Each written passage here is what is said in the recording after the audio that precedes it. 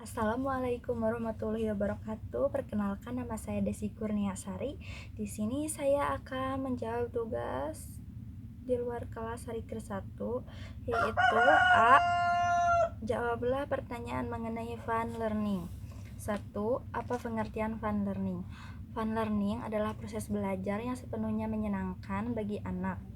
Kedua, mengapa proses belajar harus menyenangkan? Karena proses belajar harus menyenangkan, karena jika proses belajar menyenangkan, maka akan tumbuh minat belajar anak secara intrinsik. Jika sudah tumbuh minat belajarnya, maka anak akan merasa senang, semangat, dan menikmati proses belajarnya. Ketiga, apa tujuan fun learning? Tujuan dari fun learning adalah untuk menumbuhkan karakter minat belajar anak secara intrinsik atau dari diri sendiri anak tersebut. Keempat, apa hukum fun learning di Bimba? Hukum fun learning di Bimba adalah suatu keharusan atau kewajiban yang harus kita lakukan. Kelima, siapa yang harus merasakan fun learning dan sebutkan alasannya? Yang harus merasakan fun learning adalah anak. Alasannya karena jika anak merasakan fun learning, maka karakter minat belajarnya akan tumbuh. Keenam, siapa yang harus menciptakan fun learning dan sebutkan alasannya?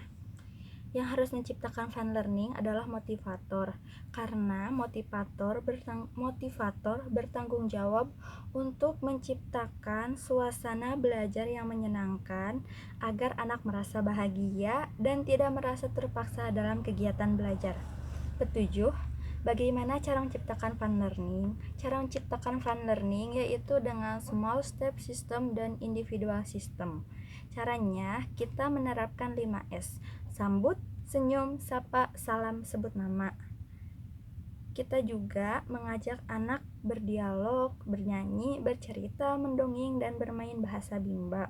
Lalu mengajak anak bermain modul berdasarkan kemampuan dan kemauan anak. Kita juga memberikan reward dan apresiasi ke anak.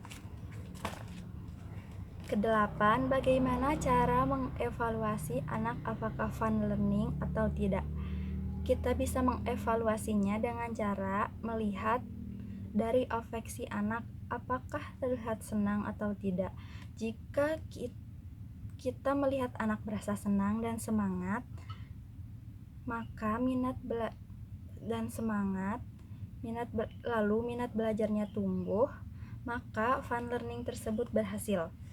9. Apa dampak yang terjadi jika proses belajar menyenangkan? Dampaknya yaitu anak akan merasa senang dan bahagia dengan proses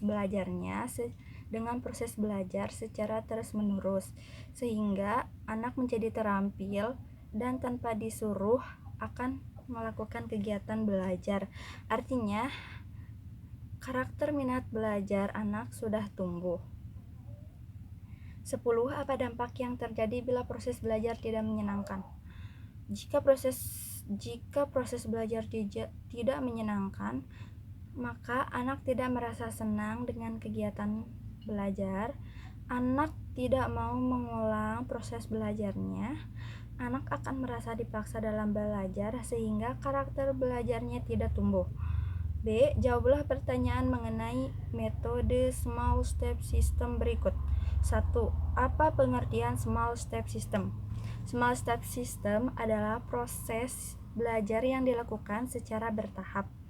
Kedua, mengapa proses belajar harus dilakukan secara bertahap? Small step system karena agar terciptanya suasana belajar yang fun learning atau menyenangkan. Ketiga, apa tujuan small step system? Tujuan small step system adalah agar proses belajar menyenangkan dapat tercipta dan anak akan merasa senang dan bahagia dalam proses belajarnya. Keempat, bagaimana cara agar motivator dapat mewujudkan proses belajar yang small step system? Caranya yaitu dengan menerapkan metode individual system, yaitu dengan membimbing sesuai dengan kemauan dan kemauan anak sehingga dapat memberikan kegiatan bermain sambil belajar yang sesuai. Kelima, apa dampak yang terjadi bila proses belajar small step system? Dampak yang terjadi adalah kita akan mengetahui kemampuan masing-masing anak sehingga terwujudnya suasana belajar yang fun learning. Pertanyaan ke-6, apa dampak yang terjadi bila proses belajar tidak menyenangkan?